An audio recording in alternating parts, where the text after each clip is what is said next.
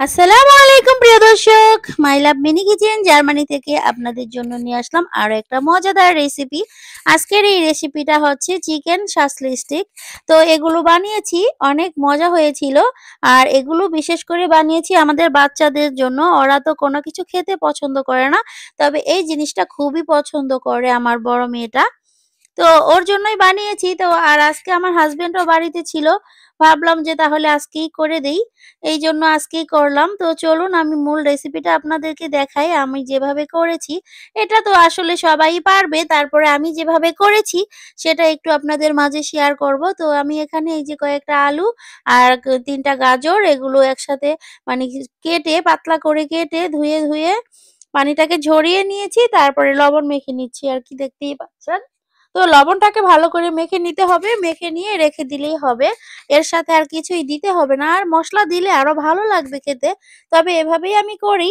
এভাবে করলেই ওরা বেশি পছন্দ করে। অনেক বেশি মসলা দিলে খেতে এত একটা পছন্দ করে না।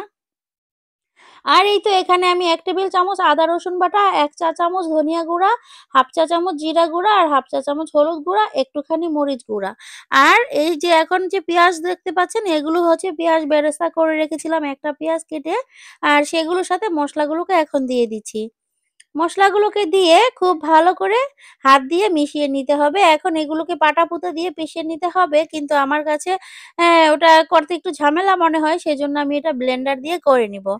ব্লেন্ডার দিয়ে করে নেওয়ার জন্য সামান্য একটু পানি দিয়ে ভিজিয়ে নিলাম যাতে করে সুন্দরভাবে ব্লেন্ড হয়ে যায়। আর এখানে নিয়েছি সয়া সস। এখন আমি এখানে 1/2 কেজি পরিমাণ মুরগির গোশ নিয়েছি। এই গোশটাকে হাড় ছাড়িয়ে নিয়েছি আরকি। এখানে 1/2 কেজি হবে গোশ আছে। তো সয়া সস দিয়ে দিলাম আমি আমার পরিমাণ মতো। আর এই যে আগে থেকে যে মেপে রাখা মসলাগুলো সেগুলো দিয়ে দিলাম। মসলাগুলোকে দিয়ে এখন এগুলোকে খুব ভালো করে হাত দিয়ে মেখে মিশিয়ে নিতে হবে। মসলাগুলো যাতে এই গোসের সাথে সব জায়গাতে মিশে যায় সুন্দরভাবে। তবে এই কাজটা আপনারা চাইলে কিন্তু ২-৩ ঘন্টা আগে মেরিনেট করে ফ্রিজে রেখে দিতে পারেন।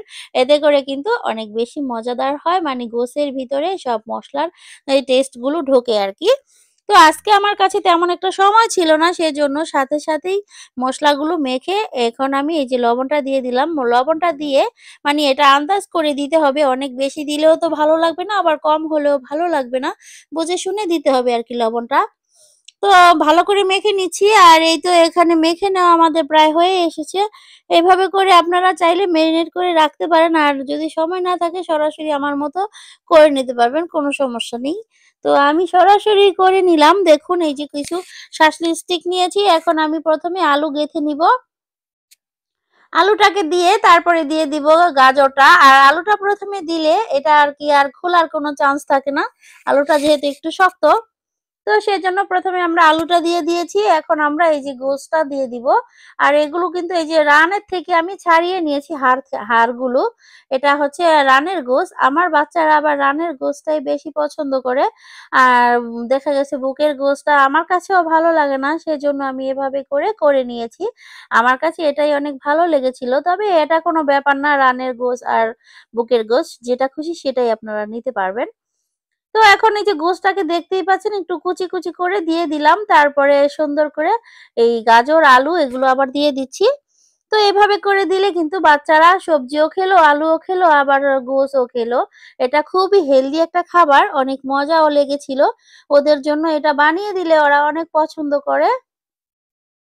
তাই ভাবলাম ওরা যেহেতু বাসায় আছে আর ওর বাবারও ছুটি ছিল, সেজন্য আরকি এটা করে নিলাম। আমার হাসব্যান্ডকে রুটি বানিয়ে দিয়েছিলাম সাথে। সে রুটি দিয়ে খেয়েছিল আর বাচ্চারা এভাবেই খেয়েছে, রুটি দিয়ে খায়নি।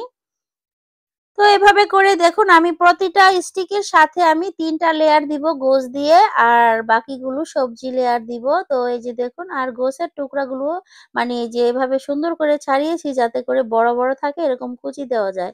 তো সেভাবে করে একটা নাইফের সাহায্যে কেটে নিয়েছি সাবধানে।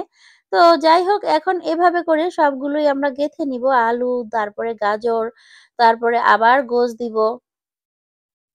তো এভাবে করে কিন্তু সবগুলোই আমি গেঁথে নিবো। আপনাদেরকে শুধু একটাই মানে এই কাজটা করে দেখাবো। যেটা একটু লম্বা বেশি সেটা কিন্তু আরো সুন্দর করে কুচি দেওয়া যায়। দেখুন এটা একটু লম্বা ছিল।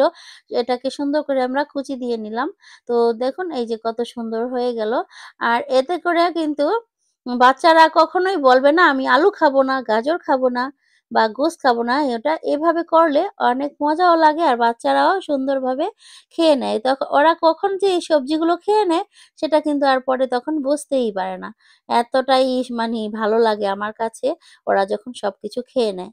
তো যাই হোক এভাবে করে মানে খুবই সহজভাবে করে দেখালাম এই শাসলি স্টিক গুলো। আমরা আরকি এভাবেই করি।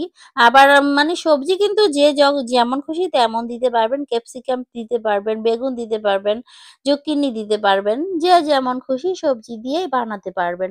আর সাথে আবার পেঁয়াজও দেওয়া যাবে। তবে আমি তো পেঁয়াজ বেরেস্তা দিয়েছি সেজন্য আর পেঁয়াজটা দেইনি। অবশ্য ভুলেই গিয়েছিলাম দেইনি। তো যাই হোক এই তো আমি কয়েকটা বানিয়ে নিয়েছি। এই কয়টা আমি এখন এই যে ওভেনে দিয়ে দিব যাতে করে ওভেনে দিলে তাড়াতাড়ি হয়ে যাবে। তো ৪ টা আমি ওভেনে দিয়েছি। আমাদের এই ওভেনটা একটু ছোট আরেকটা আছে বড় সেটা ধরালাম না। কারণ অনেক বেশি তো আর রেসিপি করে দেখাবো না। আর যাদের কাছে নাকি ওভেন নেই তারা কিন্তু এরকম করে তেল দিয়েও ভেজে নিতে পারবেন। আর বাকি ৩ টা আমি তেল দিয়ে ভেজে নিচ্ছি যাতে করে তাড়াতাড়ি হয়। এগুলো ভাজতে একটু অনেক সময় লাগে। সেইজন্য ওভেনে দিয়েছি। আর এই তো বাকিগুলো আমি এভাবে করে চুলাতে ভেজে নিচ্ছি। এতে করে মানে ২ টা সিস্টেমই দেখানো হলো বা যেভাবে খুশি সেভাবেই করে নেওয়া যাবে। তো উল্টিয়ে এখন আমি এই যে ওভেন থেকে বের করে একটু উল্টিয়ে দিচ্ছি কারণ এই উপরের পাশটা হয়ে গেছে, নিচের পাশটা কিন্তু কালার আসেনি কোনো কিন্তু এভাবে সিদ্ধ হয়েছে। তো আমাদের একটু কালারও আনতে হবে সেজন্য উল্টিয়ে দিয়ে আবারও আমি ওভেনে ঢুকিয়ে দিব। এই তো দেখুন এখন আমরা এই যে ওভেনে দিয়ে দিব। ওভেনে দিয়ে আবার ওভেনটাকে অন করে দিয়েছি। এখন এই তো সবগুলো আমাদের হয়ে গিয়েছে। আর এই তো কত সুন্দর একটা লুক হয়েছে দেখুন কতটা সুন্দর আর কতটা লোভনীয় হয়েছে আজকের এই শাসলি স্টিক গুলো। আর একটা আপনাদেরকে একটু ভেঙে দেখাচ্ছি। দেখুন আলুটা কত সুন্দরভাবে সিদ্ধ হয়ে গিয়েছে, একদম সফট হয়ে গিয়েছে। অনেকটা গরম তাই ধরে দেখাতে পারছি না ভালো করে। তো যাই হোক আমার রেসিপিটা যদি আপনাদের কাছে ভালো লেগে থাকে প্লিজ লাইক, কমেন্ট, শেয়ার করবেন। এবং আমার পাশে থাকবেন। আল্লাহ হাফেজ। সবাই অনেক ভালো থাকবেন।